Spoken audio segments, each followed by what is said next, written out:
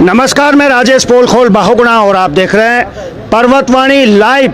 मैं इस समय एक बार फिर दून मेडिकल कॉलेज की ओपीडी में पहुंचा हूं और अभी 2 दिन पहले की जो घटना है हाथी बड़कला चौक पे, इन युवाओं के साथ में क्या कुछ नहीं हुआ। ये वो कोरोना योद्धा हैं जिन्होंने कोरोना में हॉस्पिटल के माध्यम से सेवा की है, लेकिन कोरोना काल में सेवा देने के बाद भी इनको घसीटा गया। कई सारी के युवाओं को चोट भी आई है और एक 2 महीने की जो प्रेग्नेंट लेडी थी उनको बड़ी दिक्कत आई है। तो एक युवा और हैं, देखिए अभी भी इनके हाथ में पट्टी बंधी हुई है और परसों रात को ये दून हॉस्पिटल में अपने आप ही स्ट्रेचर में इधर से उधर जा रहे थे, व्हील चेयर में। तो आज मैं इसलिए पहुंचा हूं क्योंकि मुख्यमंत्री जी ने कुछ कहा है। क्या कहा है मुख्यमंत्री जी ने?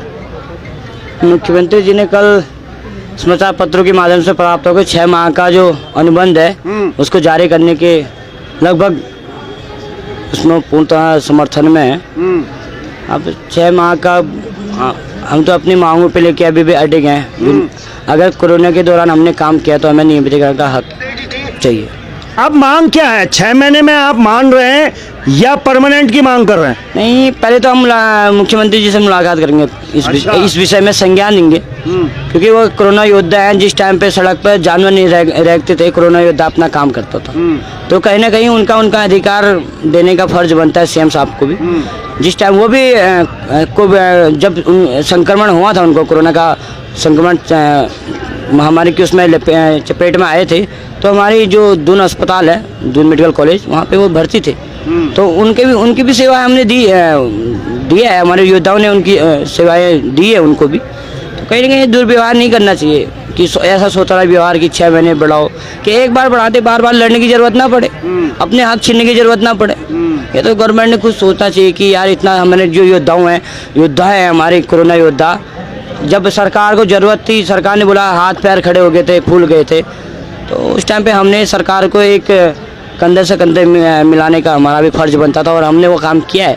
तो इस तरह से लाचार बना के छोड़ना नहीं चाहिए सरकार को। इस तरह से लाचार बना के छोड़ना नहीं चाहिए। और मैं आप लोगों को बता दूं, जिलाधिकारी देहरादून राजेश कुमार जी ने निर्देश दिए हैं कि अब मास्क पहनना शुरू कर दीजिए, क्योंकि कोरोना की आहट फिर हो रही है।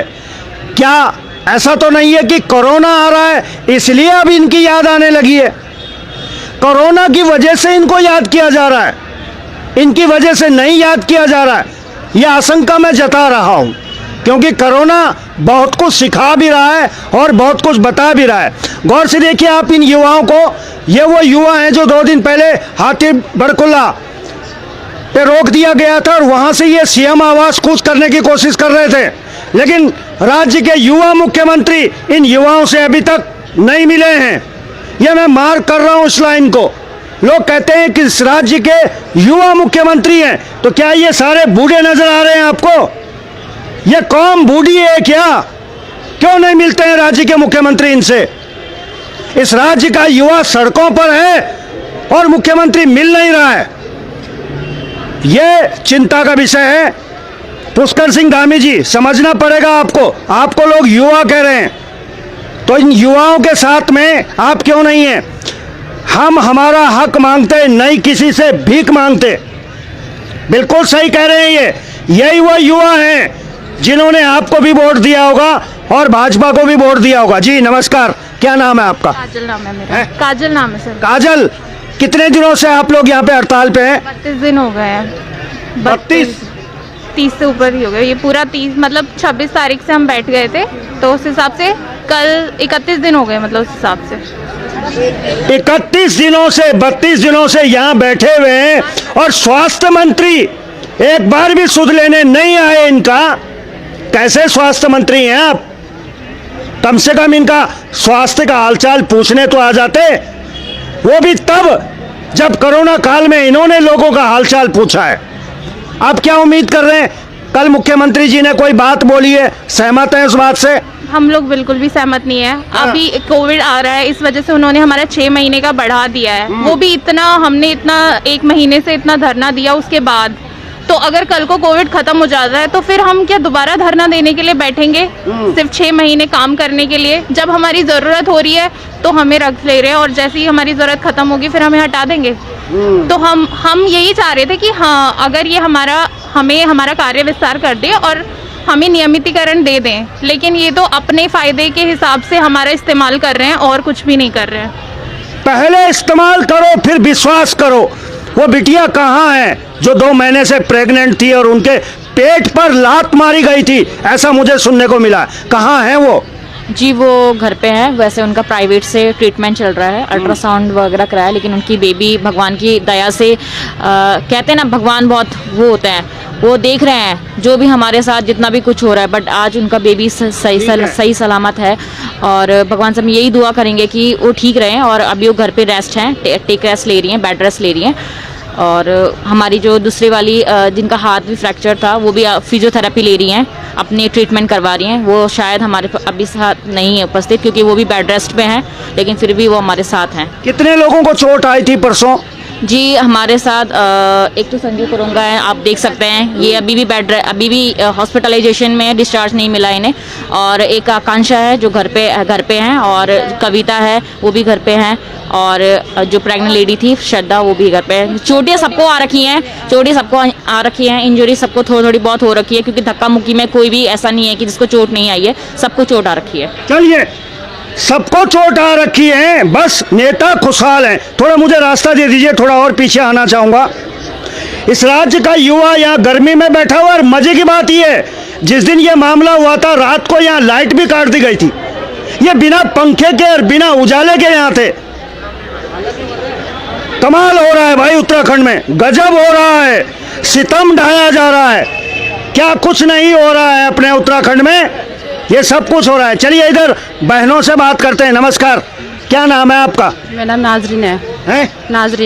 नाजरीन जी, सरकार ने जो घोषणा करी है मुख्यमंत्री जी ने, संतुष्ट हैं? नहीं सर, हाँ। बिल्कुल भी संतुष्ट नहीं है। सिर्फ हमें कोरोना में ही रखा जाता है, और जब कोरोना आता है तभी हमें रखते हैं कुछ टाइम के लिए, फिर हमें बाहर कर देते हैं। अब हमें ये नहीं चाहिए, हमें नियमितीकरण करें हमारा।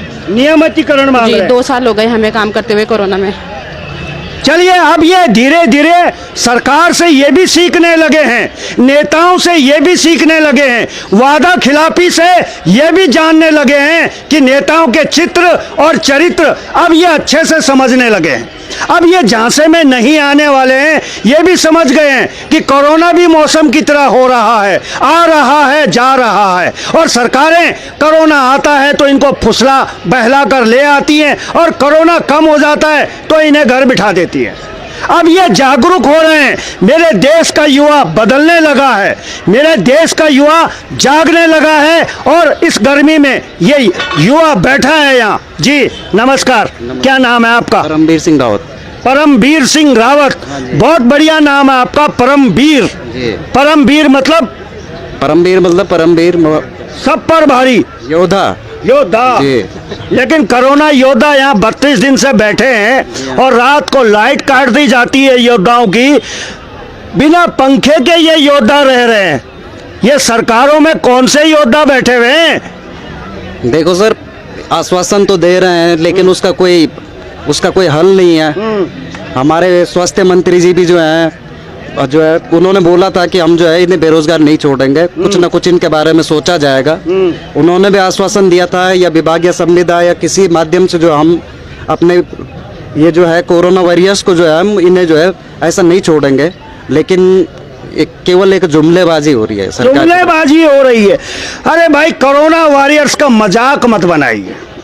भगवान न करे कोरोना की ये जो लहर आ रही है, अगर ये तेजी में बढ़ती है तो ये वो लोग हैं जिनके पास अनुभव है, ये वो स्टाफ है जिन्होंने कोरोना में अपने अनुभव का फायदा दिलाया है। भगवान न करे इनकी जरूरत पड़े और ये मना कर दें कि हम नहीं आते हैं, क्या करेंगे आप? कौन करेगा सेवा? आज भी मैं देख रहा हूं कि अंदर स्टाफ की कमी है, क्योंकि जो जागरूक स्टाफ है, जिसको जानकारी है, वो यहां बैठा है, और स्वास्थ्य मंत्री वहां बैठे हैं, ऐसी कमरों से बैठ के घोषणा कर रहे हैं कि हम इनके लिए ये करेंगे, हम इनके लिए वो करेंगे। सन्नी देओल की तरह वादे पे वादे हो रहे हैं। बाकी धरातल पे कुछ नहीं है। नमस्कार, क्या नाम है आपका? मेरा नाम आकाश रावत है। आकाश रावत जी, क्या हो रहा है उत्तराखंड में? 32 दिन हो गए यहाँ बैठे बैठे। सर 32 दिनों से बैठे हुए हैं। हम हल्द्वानी से आए हुए हैं यहाँ पे, हल्द्वानी सुस्ता दिवाड़ी से। हम लोग वहाँ पे भी धरना स्थल में बैठे थे, फिर यहाँ पे भी आए हुए हैं। उस टाइम पे भी हमारा समायोजन की बात कही गई थी, और अभी जो कल ही जो घोषणा की गई है 6 महीने के लिए, इसमें भी हमको बस चुनावी कारण की वजह से रखा जा रहा है 6 महीने के लिए। इसके बाद जो है 6 महीने ख़त्म होने के बाद हमको वही फिर से लेटर दे दिया जाएगा जो अभी दिया गया है कि आपको निकाल दिया जाएगा 6 महीने बाद। इतना कैसे सोच रहे हैं आप? क्या विश्वास नहीं है सरकार पे? सर विश्वास होता तो हमको 32 दिन थोड़ा हो जाते हैं। यहाँ पे 32 दिनों से बैठे हुए लगातार, एक बार भी किसी ने कुछ चीज़ पूछी नहीं है, सिर्फ कह रहे हैं समायोजन के लिए बस, और उसमें कोई कार्रवाई हो नहीं रही है। और हम लोग अगर रोड पे कोई भी शो करते हैं तो उस पर प्रशासन हम पे और प्रताड़ित करती है, लाठीचार्ज करवाती है हम पे, स्वास्थ्यकर्मी पे लाठीचार्ज करवाती है। चलिए, कोरोना योद्धा हैं। जब आदमी आदमी को हाथ नहीं लगा रहा था, इंसान इंसान के करीब नहीं जा रहा था, तब ये कोरोना योद्धा थे जिनके ऊपर फूल बरसाए गए थे। अब इन्हें सड़कों पर घसीटा जा रहा है। वहारे उत्तराखंड और वहारे नेताओं, ये कैसी होनी है और कैसी अनहोनी है, सब कुछ देखने को मिलेगा उस उत्तराखंड में जिस उत्तराखंड के मुख्यमंत्री युवा हैं, ऐसा लोग कहते हैं। अंत में आपके पास आना चाहूँगा, ये तो आपने कह दिया है कि जो 6 माह का एक्सटेंशन सरकार बातें कर रही है हम उसको नहीं मान रहे, तो फिर इसका निष्कर्ष क्या निकलेगा? आप अपनी बात पर अडिग रहेंगे और सरकार? हम तो अपनी बात पर अड़े रहेंगे, क्योंकि हम वही कोरोना योद्धा हैं जो दो सालों तक सरकार के साथ कंधा से कंधा मिलाकर खड़े हुए थे, जब सरकार के हाथ पांव फूले हुए थे। यही प्रधानमंत्री जी ने भी बात कही थी कि इन पे फूलों और फूलों की वर्षा कीजिए। की तो थी उन्होंने, की थी तो क्यों की थी? अब सड़क पे बैठने के लिए थोड़ा अब जरूरत थी ना। अब ऐसा यही तो सवाल है, क्यों की थी? जरूरत थी तो क्यों तभी तक सीमित थे? तो उन्होंने ये भी बोला था कि प्रथम जो प्राथमिकता है वो कोविड वॉरियर को दी जाएगी, तो अब वो क्यों नहीं दी जा रही है? सवाल तो सबसे बड़े खड़े यहीं पे होते ना। उसके बदले 4-5 हड्डियाँ तोड़ दी।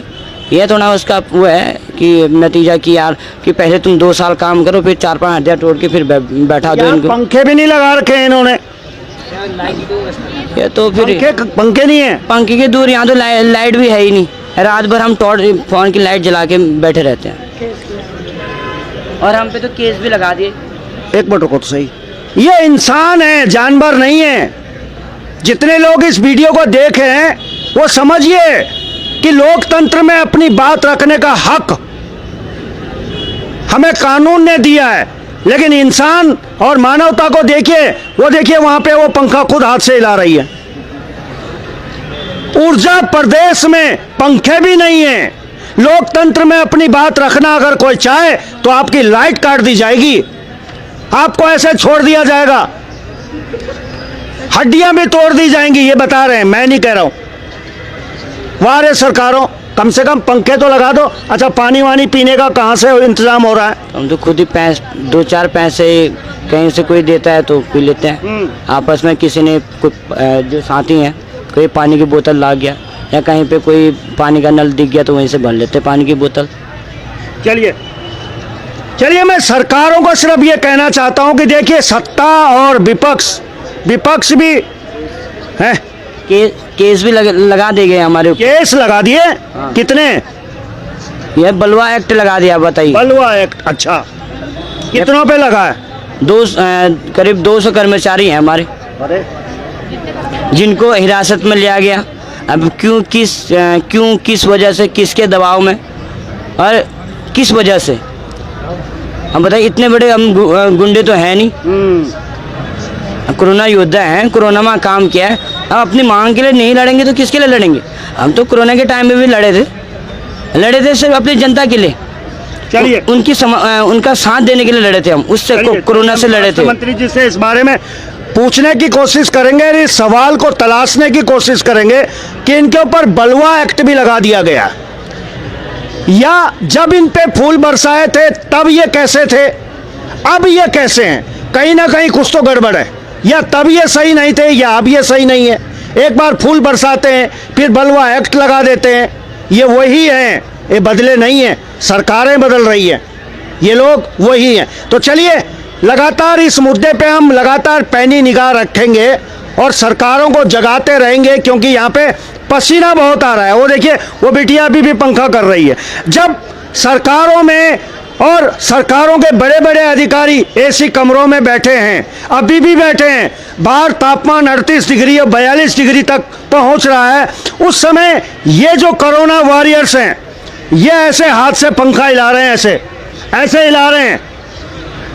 ये वो लोग हैं जिनके पैसे से बड़े बड़े नेताओं को और अधिकारियों को तनख्वाह मिलती है, यानी कि ये मालिक हैं जनता, और जनता देखिए कैसे हाथ से पंखा हिला रही है, और मालिक बैठे हैं बड़े बड़े 2-2 टन के एसीओ में। तो ये दुर्भाग्य इस उत्तराखंड का है कि आज मालिक इस हाल में है और नेता मजे कर रहे हैं। दुख का कारण भी है। तो चलिए एक बार कैमरामैन को कहूँगा कि एक बार इनको दिखाएं थोड़ा सा। ये इस राज्य का भविष्य है और इस राज्य का भविष्य इस समय बैठा हुआ है बिना पंखे के, बिना बिजली के। ऊर्जा प्रदेश का ये हाल है। तो चलिए अभी के लिए बस इतना ही। देखते रहिए पर्वतवाणी लाइव।